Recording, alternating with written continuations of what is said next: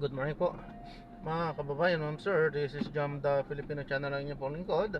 So today is January 6, 2026.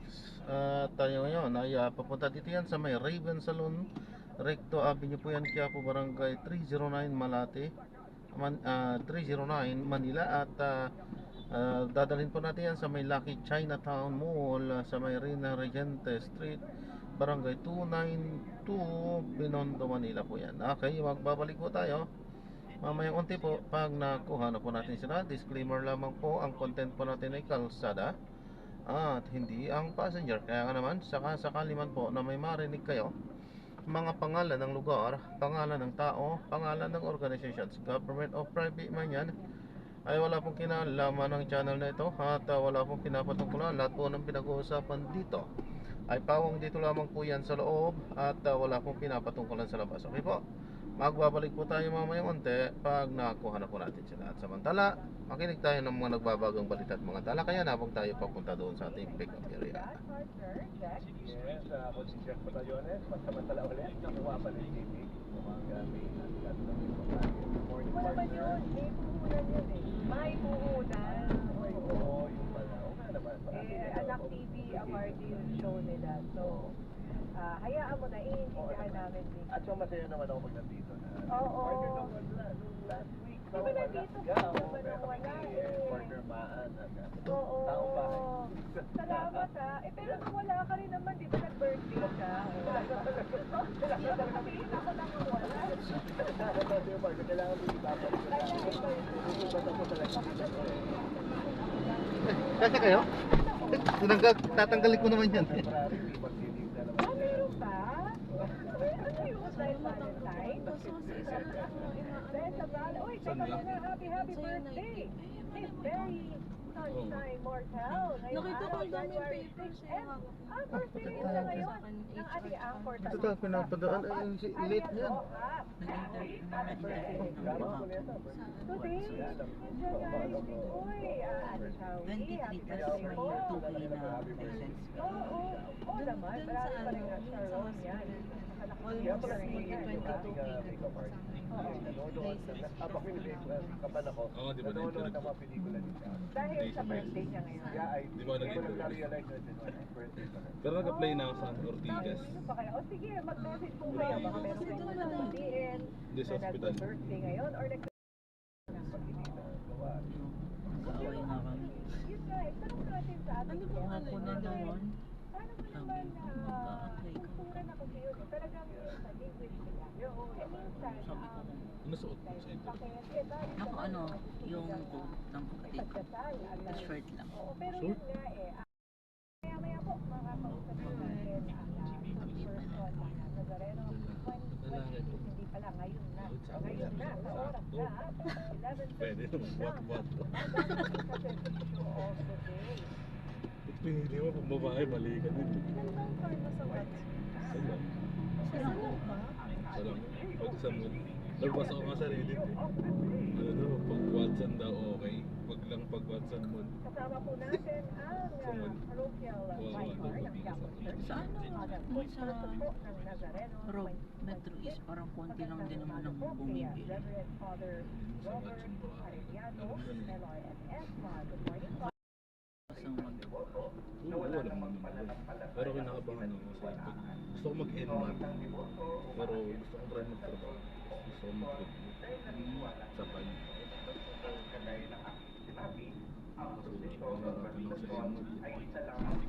Parang first time ko nang magkasabayan yung ganun. Kasi mga dati, pag-review lang. Kaya,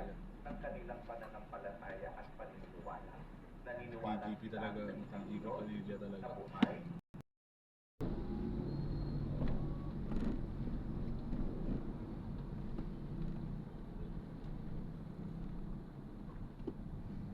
Ito, Camagong Street, San Antonio. Makati pala.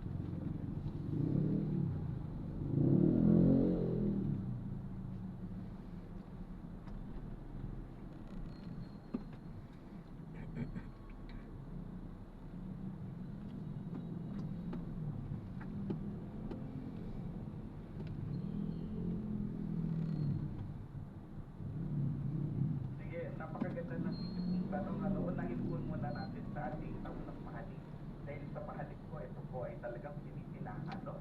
Ang pahalin po natin ay magsisimula pagkatapos ng isa sa January 7 po. Ang isa nito po ay intended for our volunteers. Ibig sabihin, ang unang makakahalik o unang makakakipon sa imahe ng mahal na pong Nazareno ay ang mga volunteers natin, including the men in uniform, the ating mga medical team, both private and public group. After po ng banal na misa sa Quirino Grandstand ng January 7, sila ang unang kahalik at ito po ay atin na bubuksan sa publiko. Pero ang pagkakaiba nito here, hindi sila magdire-diretso. Kailangan silang bumalik sa kalaw. Alam niyo po kung bakit? Kasi dinudubok ng tao, naghihintay na sila doon para sa prosesyon at traslasyon. Nakaka-apekto po ito sa mabilis na pagdaloy ng prosesyon. So ang ginawa po natin, kailangan bumalik sila. Hindi sila magdire-diretso sa Katikpak Drive. Kung hindi, babalik sila sa Kalaw, kung saan sila pumila, at doon po yung ating magiging exit. Kasi naiipon nga sila sa Katikpak, nababasa ko. Opo, pag naiipon sila doon, makakarangan nila yung antas. Kasi yung antas. Nakita ko yung dati na haraman, First time Na-implement yan, Father. Ngayong taon na po ba yan? First time i-implement yan. Baka manibago yung mga po. Kung baka iikot po sila, kung saan sila pumila, lalabas po doon sila ulit, dahil malaki naman yung era nila doon, hindi lang nila kailangan dumiretso sa Katipak para hindi mahimo ng tao. para madali mo mailabas. Sila rin po umaabang na sa paglabas ng andas at talagang nakakaharap po dahil nga napakadami nila. Opo. Alright. Naku, Father, maraming salamat for your time and thank you for yung paglilinaw tungkol pa rin po. Alam ko yan, lagi nyo ang last year, sinabi na rin the year before about yung correctly, yung term po is Jesus Nazareno. Hindi tayo magpo-focus sa black or dim na salita. So maraming salamat, Father Robert Arellano, ang parochial vicar ng Quiapo Church at ang spokesperson po ng Nazareno 2020. Thank you, Father. Maraming salamat din po sa inyo. May isa pa pong panawagan na nagpakahalaga.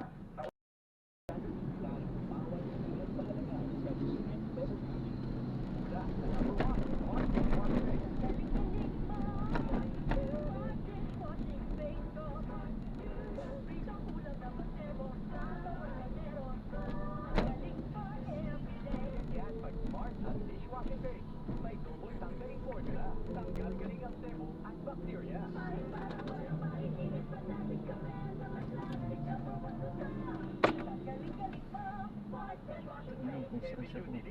Bawat pahid.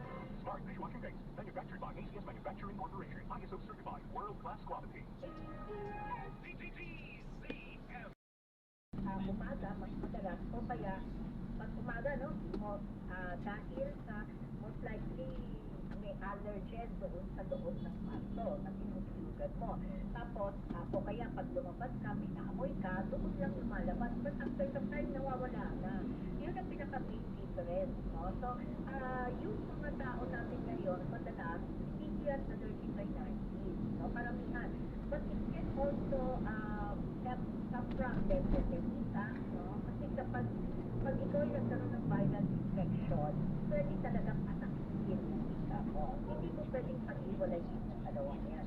Kailangan parehas na i-treat mo yung kung ano man yung nagpo-cause ng infection at saka yung vika para sa ganon mawala lahat yung sintomas ng pasyente. And paano naman po kung bacterial na yung sakit mo? Paano po malalaman? Kasi sabi ko nga po, pagka-bacterial siya, ay kailangan mo ng antibiotic. So, paano po namin malalaman? Ito po ba kung nag-iiba raw ng kulay, ang kasi sabi na po, ang plema? Yes, kadalasan sa viral infection, kasi puti lang naman talaga ang kadalasan na lumalabas sa ilong, o kaya sa lalamunan, sa intestine natin. But pag yung karamihan, yung iba naman ng mga pasyente na dumadating ngayon sa amin, sa umpisa pa lang, dilaw na, verde na. No? So, ibig sabihin ito, hindi na ako kami actually matitindi nagdidikit ng viral infection. Most likely, bacterial infection na kaagad. At saka, isa pang ano natin, madalas, no, nilalagnat o may mataas na lagnat, no? But of course, we know may mga klase tayo ng infection brought about by yung mga atypical, hindi pangkaraniwan na bacterial causes, no? Na maaaring meron kang infection pero hindi ka nilalagnat. So, pinaka-importante talaga sa ngayon, kasi napakahirap distinguish kung ito ay bacterial or viral. Pag kadalasan sa bacterial, no, mas medyo problema at makulay, may kulay yung tema. Ang viral infection ay kadalasan ay safe lang at usually hindi naman masyadong nagtatagal. And then, ito, maybe 3 is yung virus natin ngayon, yung yung late virus, no, na ang kita namin, tumatagal na sa talaga ng hanggang mga 7 araw. Pero yan, 7 days. At kung nagtutuloy-tuloy pa rin ang tumutulo, ay kailangan talaga lalo magpapagalaw kayo dahil most likely, baka hindi lang po viral infection na makamit sa kapunod dyan kung bakit tuloy-tuloy pa rin ang inyong pagtuloy. And bago po tayo magpaalam, may question po dito mula kay Cesar Rodriguez. Kailangan po bang magpa-feedback now, considering it's a mid-stage na po? Ang mahirap lang ngayon kasi lahat halos yung vaccine natin ay nag-expire na, no? Ang expiration kasi niyan kadalasan by November or December of the year. So, ibig sabihin, by this time, wala tayong makukuhang vaccine, no? So, kailangan natin ilagin yung lalabas na bakuna. But ang nakita ko namin, ang naanuhan sa mga pag-aaral, yung vaccine na meron po tayo last year, effective pa po siya for this year. Okay?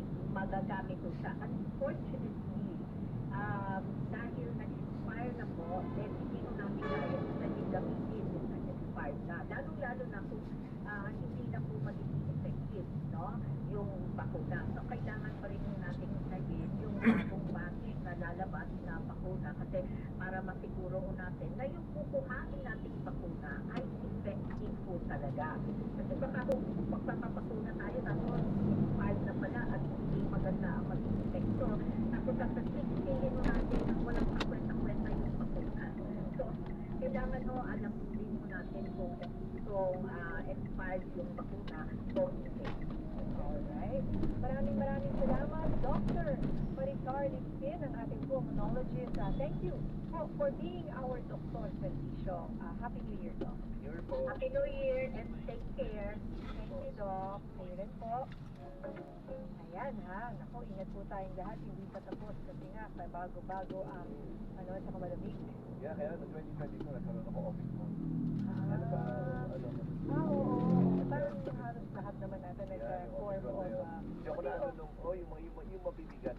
Hindi Omicron yung medyo mas mas light, mas mild. Alright, ako, mamaya po makakasama naman po natin ang ating last guest for today. Magbabalik po ang nagsaservisyo ni Corpus at Jack Masalyones.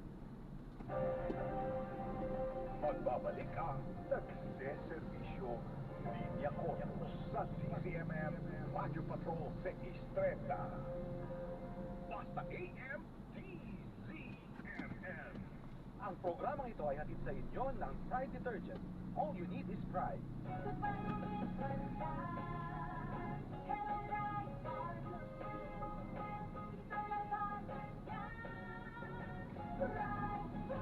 Pride Bar Glue with powerful stain-away enzymes. Malupit magtanggal ng lumit pransya pero di masakit sa kamay.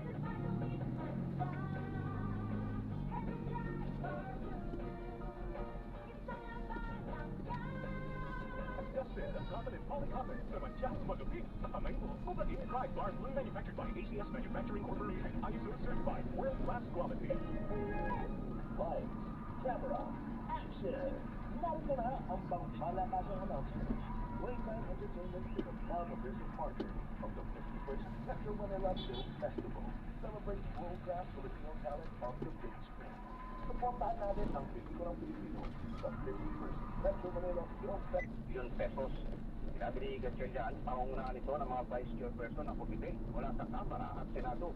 Layo ng lupon na matutukan ang mga proyektong pagkagamitan ng pondo kung saan magbibigay ng rekomendasyon rito kung ito'y nararapat. Ilan sa magiging trabaho nila rito ay magkaroon ng ocular inspection sa mga proyekto at ilang ang pagpunta sa mga irrigation project at mga proyekto sa agrarian reform, maging ang underspending o mabagal na paggamit ng pondo.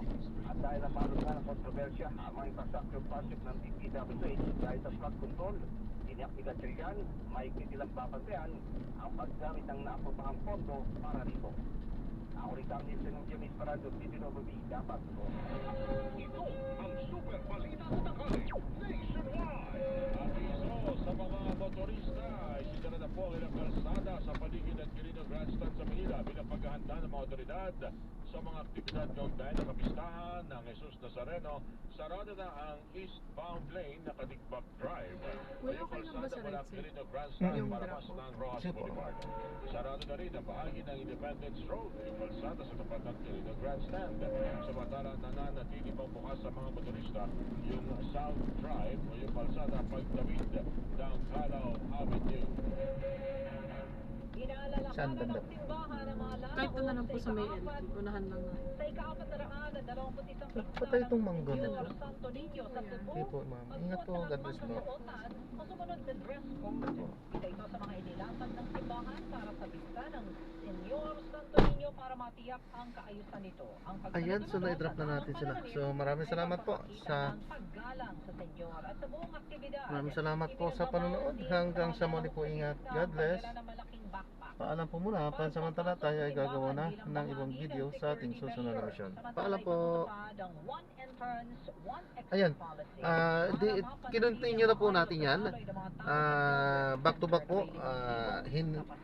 Kanina ay dinrap nga natin yan doon sa may